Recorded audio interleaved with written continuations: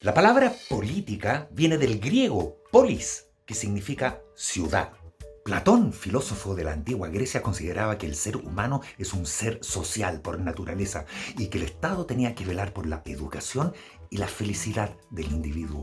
La política es cómo se organiza el mundo, la sociedad, los ideales a alcanzar. Y hay principalmente dos maneras de organizar una sociedad, desde el punto de vista del pensamiento de izquierda y de derecha. Bueno, hay más, pero hay dos tendencias claras. ¿Y cuál es la diferencia? Bueno, hagamos un poco de historia, pero de manera muy resumida. El comunismo primitivo era una época en donde todos trabajaban, pero se repartían los bienes según su necesidad. No habían ni patrones ni trabajadores, todos eran iguales. La agricultura empezó a desarrollarse, pero algunos quisieron sacar mayor provecho y eso dio paso al surgimiento del esclavismo. Por primera vez se dividen las clases sociales, los que trabajaban, esclavos, y los dueños de los seres humanos que trabajaban. Ya en esa época se cree que los poderosos cuentan con la bendición de los dioses. Pasaron muchos años y llegamos al feudalismo. Los trabajadores ya no son esclavos, pero son prácticamente lo mismo, siervos. Están al servicio de los señores feudales y de los nobles, que a su vez están al servicio del rey. Y los siervos tienen que pagar permanentemente tributos a los nobles y viven en la miseria. Es como si tuvieras un grupo de personas en tu casa, les das un lugar donde dormir en el patio a cambio de que ellos hagan todos los trabajos que tú le ordenes. Y ellos se las tienen que arreglar para comer. A finales del feudalismo, los comerciantes y los artesanos que vivían en los pueblos cerca de los castillos donde vivía el rey y los nobles, esos pueblos se llamaban burgos. Bueno, ellos empiezan a organizarse, a hacer sus propios negocios y empiezan a ganar bastante platita. De ahí viene la palabra burgués, de burgo. Bueno, estos comerciantes burgueses empiezan a imaginar buenos negocios, por ejemplo, financiar todos estos viajes en barcos de la época para transportar las especies, las telas y otros productos, pero necesitaban más plata, entonces ahí llegan otros tipos que tenían más plata y empiezan a financiar todos estos negocios y otras empresas, aportando plata, o sea, aportando el capital. Pero con la Revolución Francesa los nobles empiezan a perder el poder. Los que tienen el poder ahora son los burgueses dueños del capital, o sea, los capitalistas. Las tierras que eran de los nobles se privatizan, los burgueses las compran, todo empieza a industrializarse y los campesinos que se quedaron sin pega en el campo, todos van a la ciudad para trabajar en las fábricas. Pasa el tiempo y viene la revolución industrial que se origina en Inglaterra. Surge el capitalismo. Las tierras, las herramientas, las fábricas no están en manos del Estado o de las comunidades, no, son propiedad privada. Se crean las grandes fábricas que se llenan de trabajadores y hay libertad de mercado, que significa que cada uno le pone el precio que quiere a las cosas que vende. Uno de los problemas del capitalismo es la plusvalía, que es la ganancia que obtiene el capitalista por su inversión. Por ejemplo, dos personas colaboran para hacer un par de zapatos, el capitalista y el trabajador.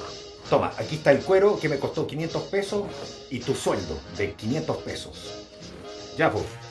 Mañana se los tengo. O sea, hacer el par de zapatos cuesta 1.000 pesos. Luego, el capitalista vende el par de zapatos en 10.000 pesos.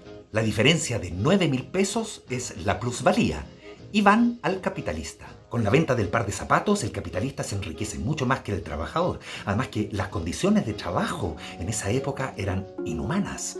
Jornadas de 14 a 16 horas, sueldos miserables, trabajo infantil, aire contaminado, accidentes sin seguridad médica y no tenían vacaciones. Como en el sistema capitalista hay libre mercado, el trabajador que reclama, el capitalista le dice: si no estás contento, búscate otra pega. A lo mejor el trabajador encuentra otra empresa donde le pagan mejor, pero como son tantos los trabajadores que buscan pega, los capitalistas dejan los sueldos bajos. Aunque la idea del socialismo ya daba vueltas hace tiempo, los forjadores del socialismo científico fueron Marx y Engels, dos pensadores alemanes que publicaron el Manifiesto Comunista en 1848, en el que instan a los trabajadores a que luchen contra el capitalismo y por una sociedad sin clases sociales ni propiedad privada.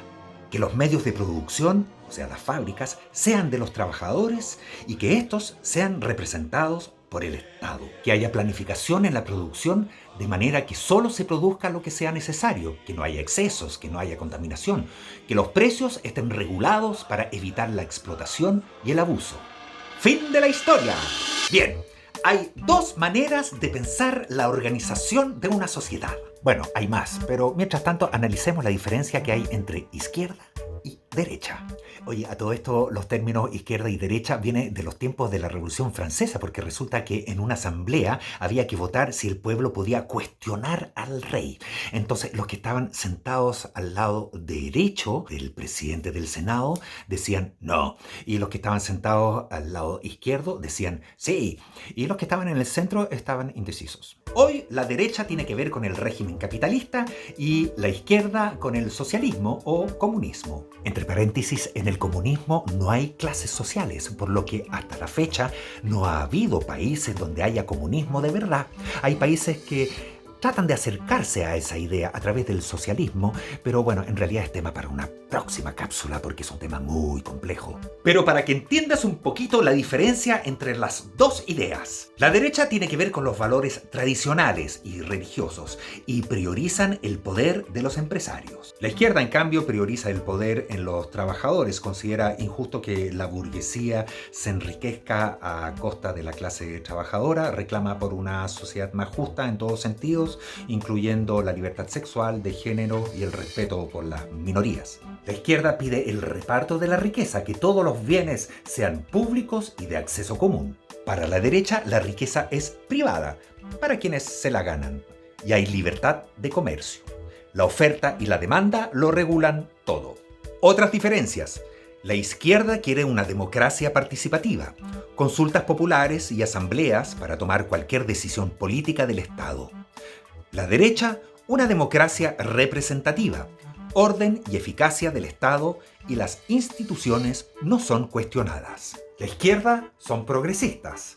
Todo cambio es mejor si nos hace mejores. Derecha, lo tradicional es mejor. Si el progreso implica ganancias, mejor aún. Izquierda, Estado laico. Derecha, las religiones que aconsejan la resignación frente a la desigualdad son bienvenidas. Bueno, pero también hay otras maneras de pensar una sociedad. Se pueden combinar ambas cosas. Hay países que mezclan capitalismo con socialismo, porque por un lado existe el libre mercado, la propiedad privada, y por otro lado existe la educación gratuita y de calidad para todos, salud gratuita, y el Estado vela por eso, así como vela por las pensiones justas y por un salario mínimo aceptable. En Chile, el único gobierno de izquierda ha sido el del presidente Salvador Allende, que terminó con un golpe de Estado organizado por la derecha, el capitalismo extranjero y los militares. Todos los gobiernos que siguieron hasta la fecha han tratado de combinar izquierda y derecha, pero sin llegar a acuerdos que de verdad